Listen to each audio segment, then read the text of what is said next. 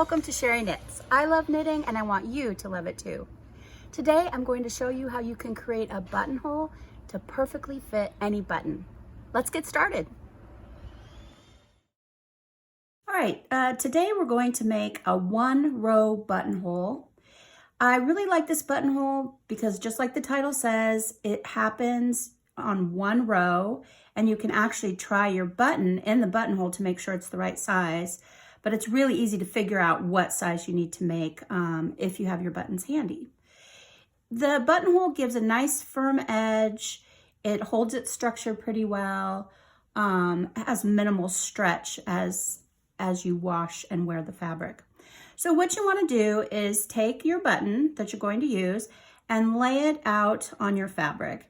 And I usually just pull the fabric a little bit because this hasn't been blocked.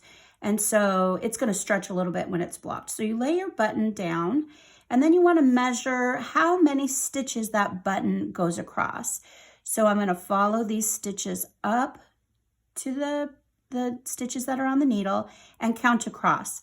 1, 2, 3, 4. So the button actually spans across 4 stitches. So that means I'm going to make a 3-stitch buttonhole. So you take the number of stitches that your button goes across, subtract 1, and remember that number. That's how many stitches you're going to bind off for the buttonhole. So we're going to start by knitting over to where we want that buttonhole to be. And I usually in a button band will knit 2 or 3 stitches before I start the buttonhole. So I've knit 3 stitches there. Then what you want to do is take the yarn and bring it to the front. Slip the first stitch from left to right without knitting it, just slip it straight across, and then take the yarn to the back. Now go ahead and slip 1 more stitch purlwise straight across, and then you're going to bind off. So I've bound off 1 stitch. Slip 1 more purlwise, bind off, and there's my 3rd one. Slip it purlwise, bind off. So I've bound off 3 stitches here. Now what we're going to do is take that single stitch and slip it back to the left needle.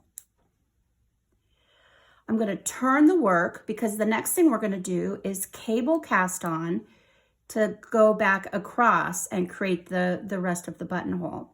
So I'm taking the yarn had been in toward me. I'm going to put it to the back. And cable cast on is just going in between the 2 stitches that are on the left needle, not going into the stitch, but going right in between the 2 stitches and knitting in between those stitches. And once you've knit that stitch, you're going to pull the stitch out just a little bit, take the tip of the left needle and dip under and scoop up that stitch.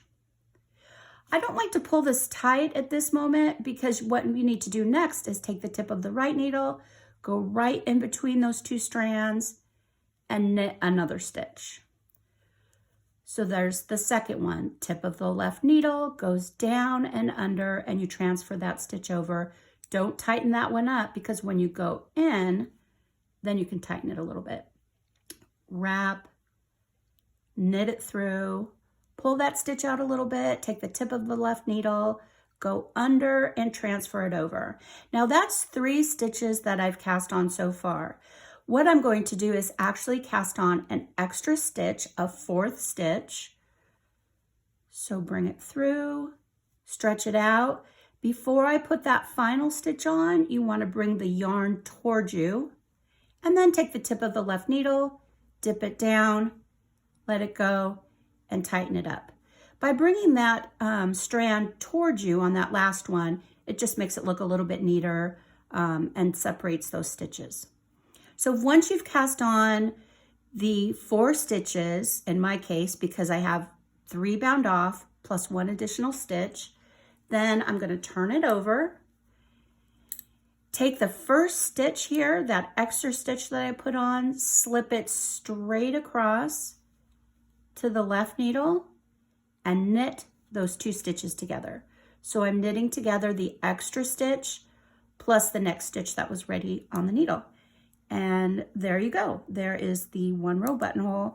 And then you just keep working until you're ready to do another buttonhole. So let's go ahead and do 1 more buttonhole.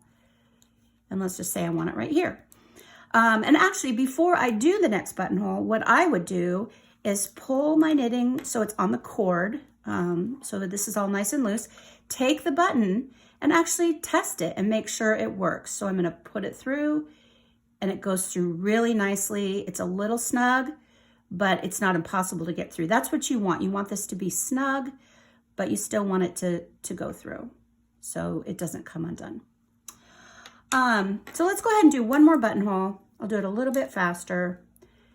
Yarn to the front, slip the first stitch, yarn to the back, slip, bind off, slip, bind off, slip, bind off. Okay, that's my 3.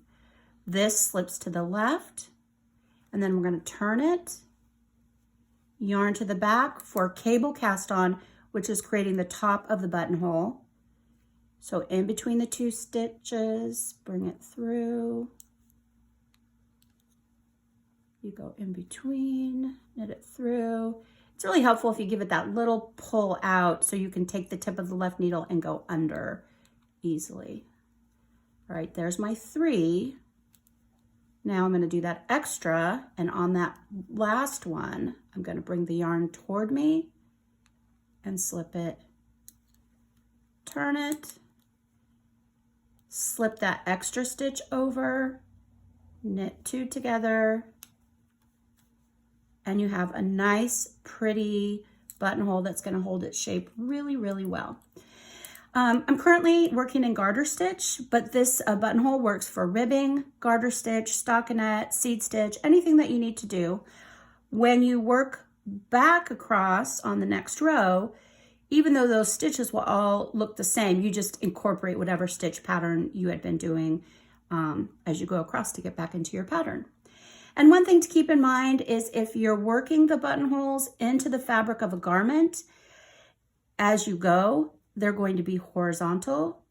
But if this is a picked up section of a garment, like say I have my sweater and I pick up stitches, then the buttonholes will be vertical. It doesn't really matter. It's just something to keep in mind. All right, and there is my favorite buttonhole, the 1 row buttonhole. Hey, thanks for watching this video today, and I hope that it was helpful and that you make lots of buttonholes with great success. Please subscribe to my channel. I'm so grateful for the great response we've had so far to the channel. It really helps us out. Like the video, leave a comment. Let me know if this was helpful and what kinds of things you'd like to see in the future. Thanks.